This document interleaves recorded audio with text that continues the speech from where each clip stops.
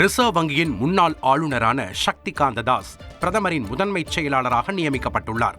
கடந்த 2018 ரிசர்வ் வங்கியின் ஆளுநராக நியமிக்கப்பட்ட சக்திகாந்த தாஸ் கடந்த ஆண்டு டிசம்பர் மாதத்துடன் ஓய்வு பெற்றார். இந்நிலையில் பிரதமர் மோடியின் 2வது முதன்மைச் செயலாளராக நியமிக்கப்பட்டுள்ள அவர் அடுத்த உத்தரவு வரும் வரை அந்த பதவியில் தொடர்வார் என தெரிவிக்கப்பட்டுள்ளது. லோகோ பைலட்டுகள் கடும் எதிர்ப்பு தெரிவித்ததை தொடர்ந்து இளநீர், இருமல் மருந்துக்கு விதிக்கப்பட்ட தடையை திருவனந்தபுரம் ரயில்வே நிர்வாகம் திரும்பப் பெற்றது.